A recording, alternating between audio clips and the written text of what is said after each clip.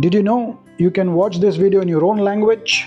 Just tap the setting here, click audio track and select your own language right now. It's that simple. Enjoy the video. Hey foodies, welcome to Deepak's kitchen. You are looking at the ultimate winter comfort food. Upgraded. When the air turns cool, there is one ingredient that rules our South Indian kitchen. That's the magnificent buttery Avarekai, the Hyacinth beans. Today we are not making just a plain curry, we are creating a flavor bomb. We are taking the creamy tender texture of the seasonal beans and simmering them in a rich aromatic gravy, perfectly creamy eggs. If you are ready for a recipe that will steal the show, keep watching because trust me, you will want to lick this bowl clean. Let's get started and let's see how this is done.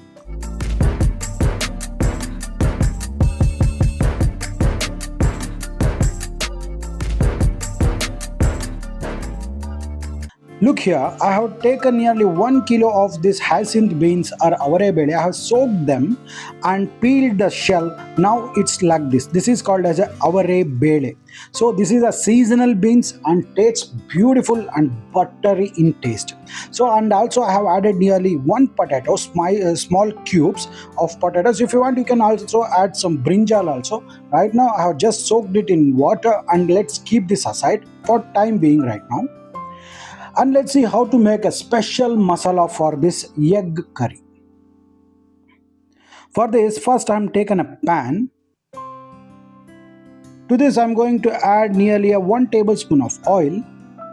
When the oil gets heat now, and then we need to add some whole garam masala such as just a little bit of cardamom, clove and cinnamon.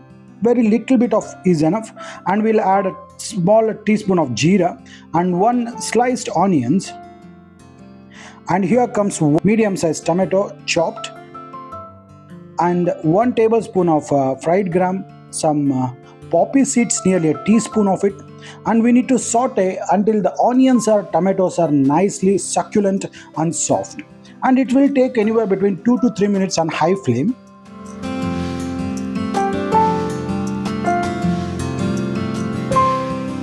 Now look, everything is done. The onions and tomatoes are nice and soft.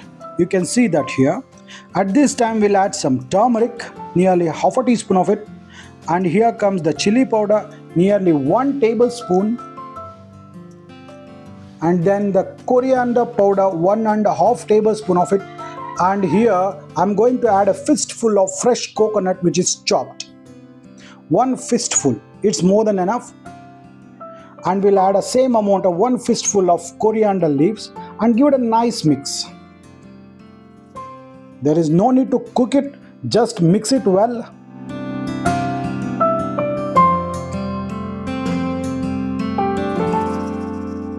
Now everything looks perfect, and what we need to do is we need to let it cool completely. When it's completely cool now, we need to add a little bit of water and we should make a fine paste of it. Do remember that it should be completely cool before you add into the mixer. So next, in a pan, I'm going to add nearly another 1 to 2 tablespoons of oil. Allow the oil to get heat. When the oil is hot, we'll add nearly 2 pinches of kasturi methi and some chopped coriander, some chopped curry leaves, and nearly 1 tablespoon of ginger garlic paste, and saute it until the raw smell of the ginger garlic paste goes away.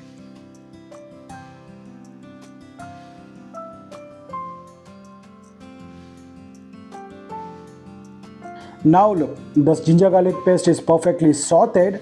At this time what we'll do is we'll add all the aloo and the fresh hyacinth beans which we had kept earlier.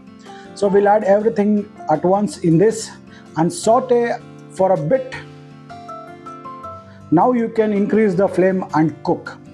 So what will happen is the oil and all the flavor get infused in these hyacinth beans. To adjust the consistency, we'll add some hot water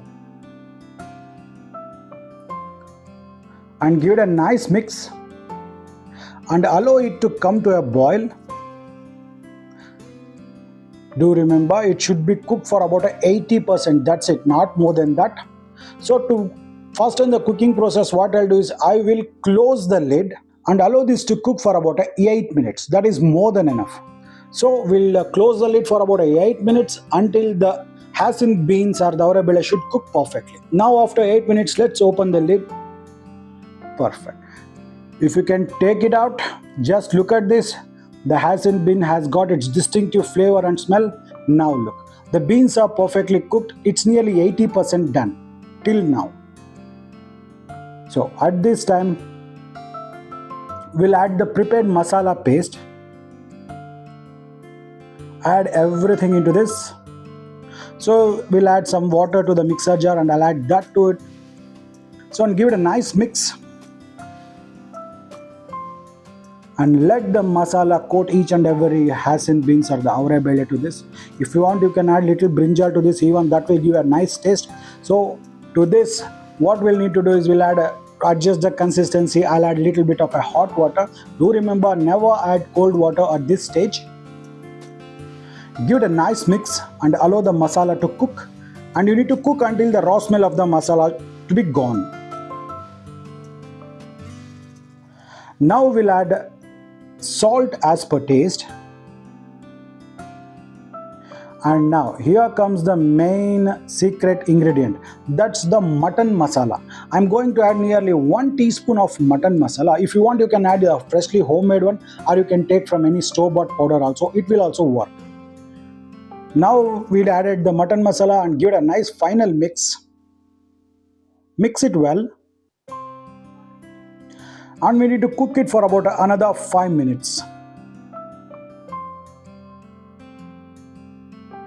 Now look, it's boiling perfectly. At this time, you can see all the beans and the alus are perfectly cooked. We just need to add the eggs. So what I'll do is, here is the normal egg. I'm going to crack open it and we'll add that in 4 corners. Don't crowd it too much. Just simply add it in one corner. Similarly, I'm going to add all the eggs. If you don't want this poaching method, you can add the hard-boiled eggs at this point of time. But I like poaching them in the masala so that it will get an extra taste for this. So that's why I'm doing the poaching method. So what we need to do is, you don't need to mix it well or nothing else. So at this time, the egg should poach in the masala so that it can get and infuse with that masala flavors. So what we need to do is, we need to cook the egg. So exactly for about 8 minutes or so. So the egg will poach perfectly in the masala. So let's close the lid and allow it to cook for about 8 minutes or so. After 8 minutes, the eggs will get perfectly poached. And now look at this. The beautiful, the magnificent recipe is now ready. Just look at this. The eggs are perfectly poached and the masala, the curry is ultimate, and you can taste that beauty in every bite. So this is my version of Avarebele egg curry. Just do it and you will fall in love with it. And there you have it. Your soul-satisfying bowl of Avarebele egg curry is ready to devour.